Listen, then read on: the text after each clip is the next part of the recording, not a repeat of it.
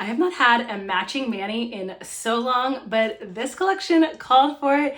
I've had a bunch of questions about why I don't ever match my nails. The truth is because I have so many colors that I don't really want to match my nails.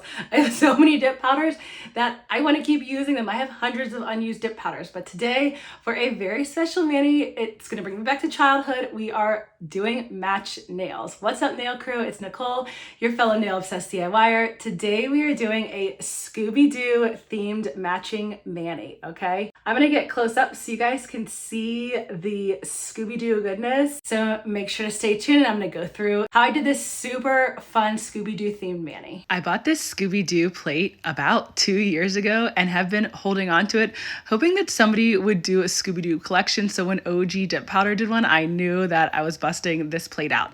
And I wanted to do two hands that kind of coordinated with similar colors.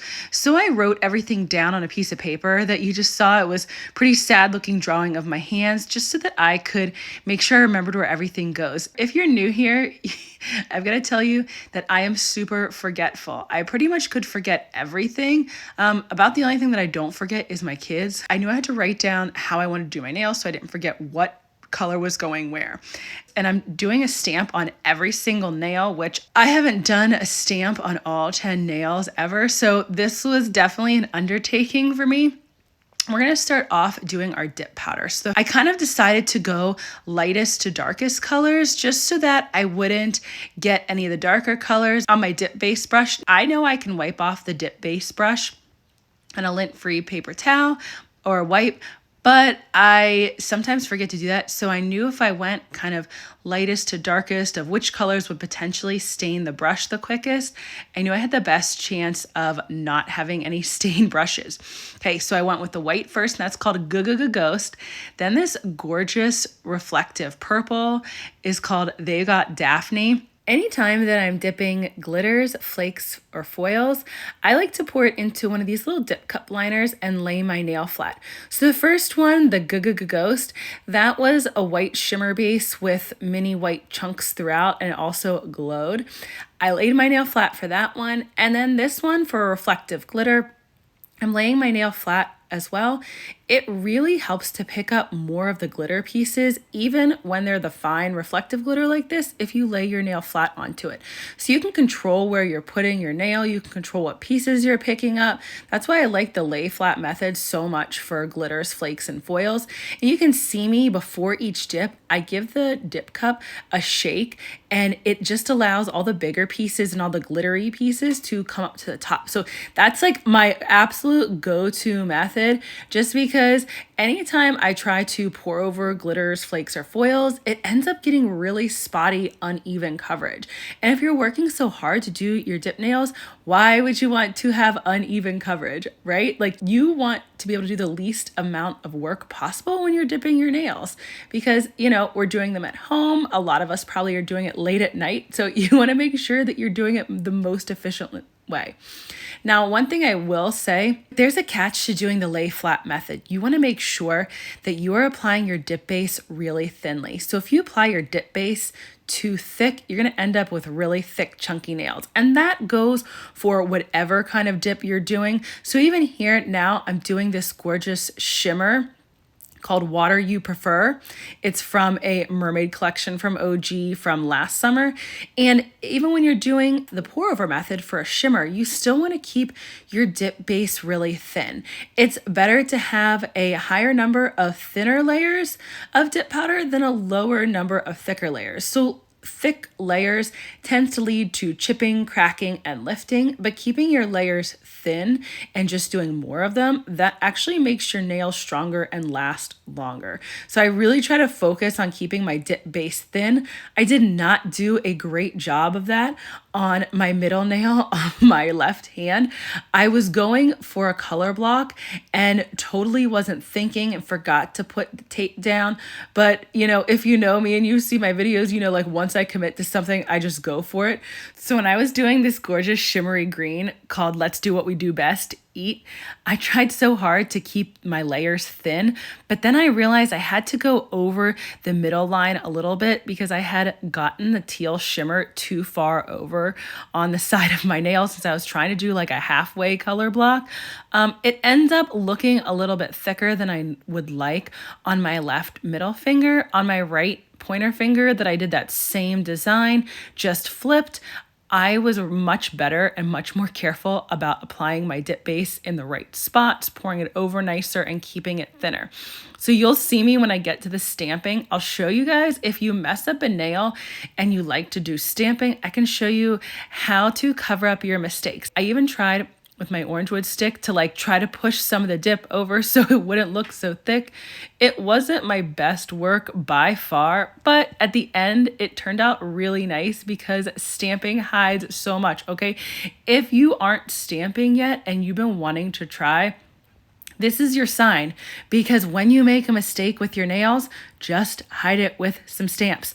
Last night when I was doing a new mani, I was really tired and it was getting late and I wasn't paying attention and I missed like part of my nail to cover it in the dip, and I thought, oh, no big deal, I'll just cover that with a stamp. So if you're not stamping, this is a sign that you need to start. The next color that I did after I finished with the color block was this stunning chromable dip called Rikes. It's a brown chrome, and oh my gosh, I thought it was perfect for Scooby Doo. So the different colors represent like, you know, the different characters in the show. I'm gonna show you how I also added stamps to like kind of go with each of the nails. Once I was finished dipping all of the colors, I added clear dip powder over all my nails and then topped with activator. So once the activator dries, you tap your nails to make sure that it's fully dry and you can go in and do all your buffing, filing, and shaping, which I did that all off camera so we could get right into the 10 stamps that I'm doing on my nails. This plate is from Mundo de Unas. I'll make sure I leave everything I used in the description so you can check that out. And I always do in case I forget to say. So I wanted to start off with the white nail doing a ghost because I felt like, you know, the dip is called Ghost, and there were these cute little Scooby Doo ghosts. You know, he's always like running from ghosts or anything else. And I loved how it turned out. And then I thought, oh, there's these little bats. There was still room on my pinky nail for like some extra stamp. So I picked up the bats and put those on top of the ghost because I felt like it went with the whole spooky theme of the nails. And I went through like nail by nail just so that I didn't overwhelm myself with like what all I was doing. I knew that I wanted to do the Scooby faces for the brown shimmer nails. When you're stamping, here are some keys to getting your stamp to work correctly. So you don't want to flood the plate with too much polish, because if you put too much polish on, your image is not going to put up correctly. So that's like one of the first things that you want to make sure you put just enough polish to cover the image. Then the next thing that you want to do is scrape at a 45-degree angle. So if you scrape too hard or too light, you're not going to be able to pick up the image. Either you're going to get way more on the image, or you're not going to pick up enough of it because you scraped too much of the stamping polish off. And this stamping is definitely a skill that takes some time to get used to. So over, you know, the past couple years that I've been stamping, I can now like know when I scrape, did I scrape too hard, and am I probably not going to pick up the image? Like even when I feel like, oh, I scraped too hard or I didn't scrape hard enough, I still try to pick up the image because I think, oh, maybe this time like it ended up a little bit different. I wanted to do some reverse stamping and do these little flowers because I knew if I did those over the color block nails, I'd be able to hide the mistakes that I made and like the little bit of chunkiness. Whenever you're picking up an image that is a little bit fuller, so it doesn't have all kinds of, you know, spaces in between the image, it's actually like pretty solid. So the people that I picked up, you know, the Daphne that I picked up, and the one that I did, it said squad goals with all of the characters. You have to not scrape as hard on those. If you scrape too hard on those type of full images, you're going to scrape too much off, and then your little character or whatever it is going to look empty. So it's not going to pick up the full design. So that takes a little bit more finagling to get used to. When you're applying the reverse stamp on your nails, you do have to apply sticky base down because the reverse stamp has to totally dry before you apply it to your nails. So I did the flowers and I let them fully dry. Then once they were dry, I put the sticky base down on my middle nail.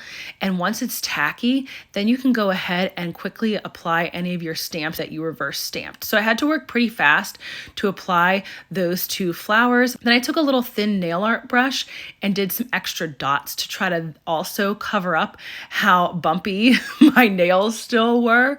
And that's the great thing about stamping is you can do the stamped images, then you can also use some of the stamping polish to make extra designs. It's the beauty of it because even if you're not great at nail art, the stamping makes it seem like you are great at nail art. And if you're afraid of reverse stamping, let me be the first person to tell you it is way less scary than it looks. All reverse stamping is coloring in images. So the first thing you have to do when you're reverse stamping is get your initial image up correctly. Then you can use some tape like I do to take off any of the pieces that you don't want. And I use tape on any kind of stamp that I'm doing to take off any of the pieces that get picked up that I don't want on my nail. So once you get your initial reverse stamped image up, then you let it dry for a few minutes and you can go and you can color it in. That is all reverse stamping is, coloring in an image. And once it's dry, you have to let it fully dry, then you can use your sticky base and stamp it onto your nails. Now, the way that I do any of my stamping now so that I can make sure that I'm able to use my dip top coat is I use the Maniology smudge-free top coat to go over all of my nails before I do my top coating steps. That has been a game changer for me. I've been doing it for a while now. After your stamped image on your nail dries, you go through with the smudge-free top coat and apply that over your whole nail, making sure that you cap your edges. That is going to keep your stamp safe for when you go in and do your dip top coating. The white liquid that I put all over my cuticles is a nail art barrier from Uber Chic. I like to do that so that I don't have to be wiping stamping polish off my skin as much as possible. I tend to be really messy when I stamp and get stamping polish everywhere. So using that nail art barrier, and it is latex free, using it really helps me that I'm not having to wipe off as much stamping polish on my skin and like scrub it off. I do tend to get it underneath on the bottom of my hands, but I figure with that, I'll just wash my hands a bunch and then it will eventually come off. Once all of your stamps are totally dry and you've done the smudge-free top coat and it's dried for at least 5 minutes, preferably 10, then you can go in and you can do your dip top coating like you normally would. So whatever brand dip liquids you're using, make sure to follow their instructions. Whatever it says, follow theirs. A lot of brands will have slightly different variations to their top coating process. So don't try to use one dip top coating instructions for a brand that's not the same. That's just going to end up with you not having as shiny nails and they might not last as long. Something else that I always make sure that I do with my top coating process when I do stamping especially is I cap my nail edges with both the first and second layer of the dip top coat. I feel like that really helps to seal in the stamp, especially because I covered my entire nail, including the edges, with the smudge-free top coat, and going over it with the dip top coating steps is making sure that my stamp doesn't like somehow peel up or get ruined. Now that you know some tips and tricks for basic stamping and you're ready to jump into more stamping in more detail, make sure you check out this next video where we will learn how to double stamp. Thanks for joining me today, Nail Crew.